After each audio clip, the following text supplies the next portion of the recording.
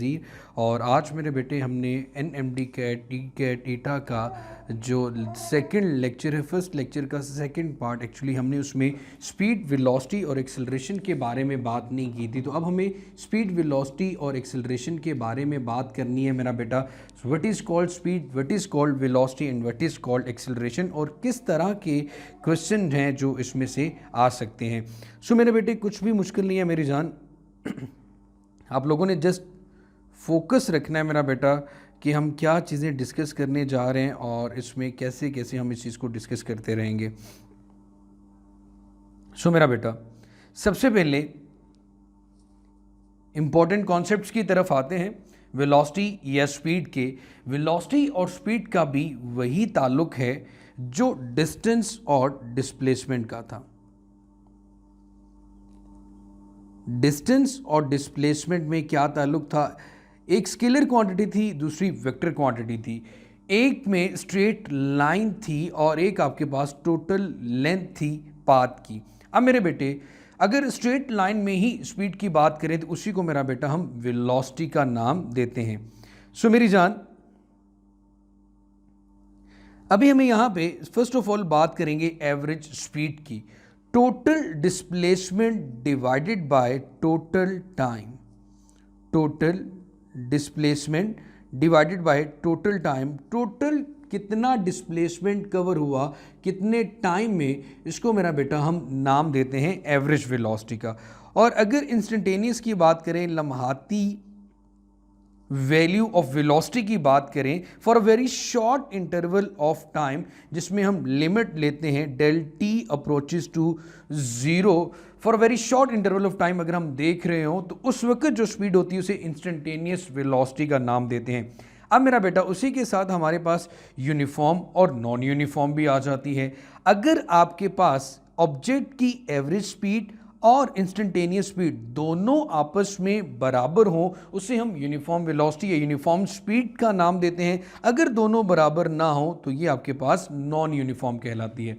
अब मेरे बच्चे जैसे कि आपके पास रेशो आ रही थी डिस्टेंस और डिस्प्लेसमेंट की, which is always greater than equal और ग्रेटर देन 1, सो इसी तरह मेरा बेटा स्पीड और वेलोसिटी के दरमियान भी जब हम रेशियो लोगे वो भी या तो इक्वल टू 1 आएगी या फिर ग्रेटर देन 1 आएगी। अब मेरे बच्चे कुछ एग्जांपल करते हैं कि यूनिफॉर्म स्पीड का मतलब क्या है, या एवरेज और इंस्टेंटेनियस का इक्वल होना इस बात का मतलब क्या बनता है। सपोज मैं इस पॉइंट पे बात करता हूं कि ये आपके पास डिस्टेंस गिवन है मीटर में। फर्स्ट सेकंड में मेरा बेटा आपने 1 मीटर का डिस्टेंस कवर किया, फिर 1 सेकंड में आप 1 मीटर का डिस्टेंस कवर करते हो, फिर 1 सेकंड में आप 1 मीटर का डिस्टेंस कवर कर रहे हो, फिर 1 सेकंड में आप 1 मीटर का डिस्टेंस कवर कर रहे हो। टोटल 10 सेकंड में आपने 10 मीटर का डिस्टेंस कवर किया। तो यहाँ पे अगर जब एवरेज निकालेंगे या डिस्प्लेसमेंट कवर किया तो टोटल डिस्प्लेसमेंट आपके पास 10 मीटर था। टोटल जो टाइम लगा इसको कवर अप करने में वो भी 10 सेकंड है। 10 के साथ कैंसिल हो गया तो आंसर आया आपके पास 1 मीटर पर सेकंड।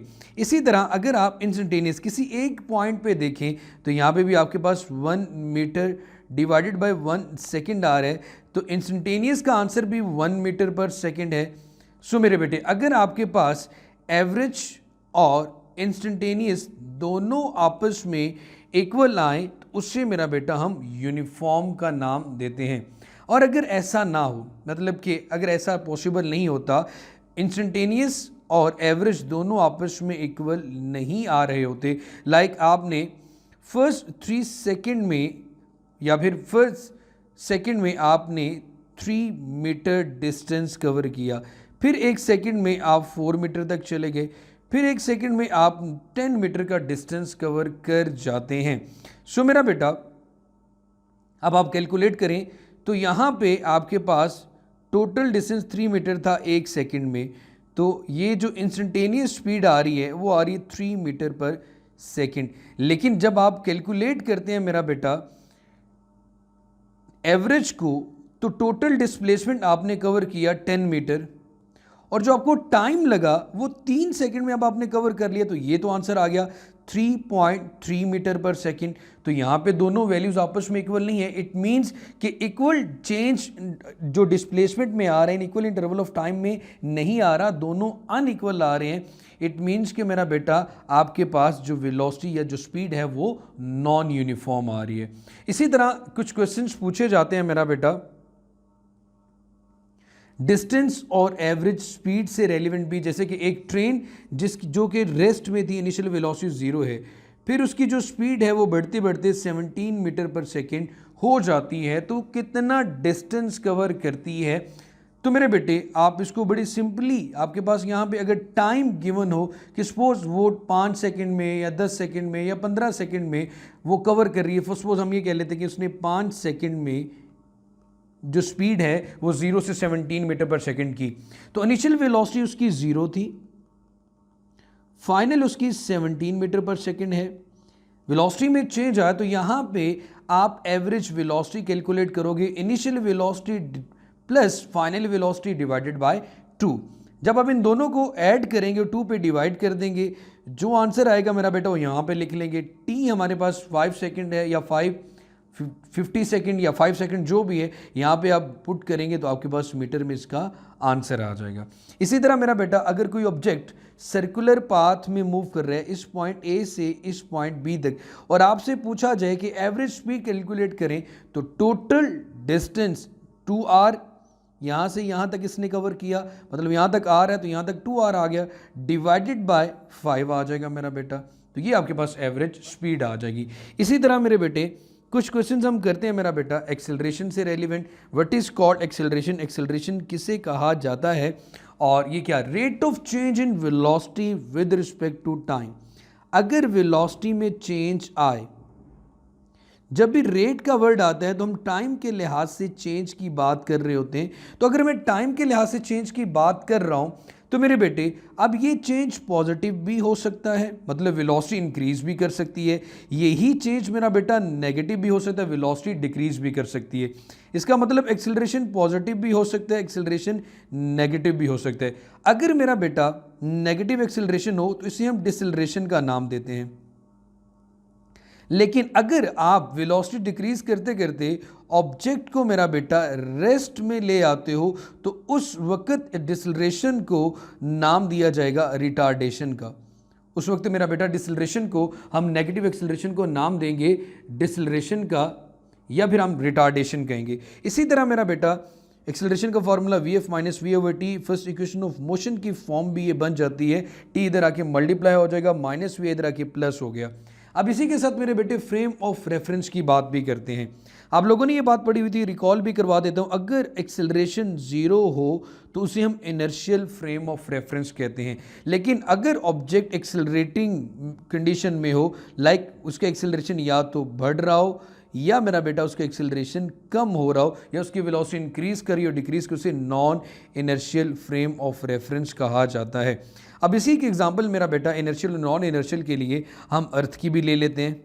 अर्थ को अगर नॉर्मली स्पीकिंग देखा जाए तो मेरा बेटा कभी भी आपको अर्थ पे जर्क महसूस नहीं होते, किसी किस्म का कोई जर्क महसूस नहीं होगा। तो आप कह सकते हैं कि अर्थ आपके पास एक कांस्टेंट वेलोसिटी के साथ मूव कर रही है, इनर्शियल फ्रेम ऑफ रेफरेंस। लेकिन अर्थ की शक्ल हर जगह पे एक जैसी नहीं होती। जब एक जैसी शक्ल नहीं होगी, कर्व पाथ होगा, तो वेलोसिटी में या स्पीड में चेंज आएगा, जिसकी वजह से एक्सेलरेशन 0 नहीं रहेगा। अगर स्ट्रिक्टली स्पीकिंग बात की जाए तो earth non inertial frame of reference भी है, लेकिन ये झटके इतने कम वैल्यू के होते हैं कि हमें महसूस नहीं होते, ये जर्क इतना कम होता है। इसी तरह मेरा बेटा जिस तरह हम लोगों ने बात की इंस्टेंटेनियस वेलोसिटी या स्पीड की, इसी तरह इंस्टेंटेनियस एक्सेलरेशन भी है। डेल टी अप्रोचेस टू 0, वही सेम कंडीशन कि अगर आपके पास एवरेज और इंस्टेंटेनियस एक्सेलरेशन दोनों आपस में बराबर हैं तो उसे हम यूनिफॉर्म एक्सेलरेशन का नाम देंगे। जैसे gravitational acceleration due to gravity uniform acceleration है। अगर आपके पास ये दोनों आपस में इक्वल नहीं आते, इंस्टेंटेनियस और एवरेज एक्सेलरेशन दोनों अनइक्वल हैं, तो ये मेरा बेटा आपके पास नॉन यूनिफॉर्म एक्सेलरेशन होगा। इसी तरह मेरे बेटे आपके पास rate of change in acceleration भी है, जिसे जर्क का नाम दिया जाता है, जिसका यूनिट मीटर पर सेकेंड क्यूब होता है। अब इसमें इसी तरह के MCQ पूछे जाते हैं कि किस तरह आपके पास ये कंडीशन पूछी जा सकती है, ये कंडीशन पूछी जा सकती है। जैसे मेरा बेटा आपने प्रीवियसली पढ़ा स्पीड और वेलोसिटी के बारे में, तो इनमें से भी ये MCQ बन सकते हैं। सो आज का जो हमारा लेक्चर था, इंट्रोडक्टरी लेक्चर था, स्टार्ट में बहुत आसान भी होगा, ऐसे ऐसे चीज़ें जो हैं वो कम्प्लेक्स भी होती जाएंगी। और अभी तक अगर आपने हमारा सेशन ज्वाइन नहीं किया हुआ तो 033196111589 पे कांटेक्ट करें। और अगर आपने रजिस्ट्रेशन NMD कैट और ईटा के लिए नहीं करवाई तो आप अभी भी करवा सकते हैं। So wish you good luck.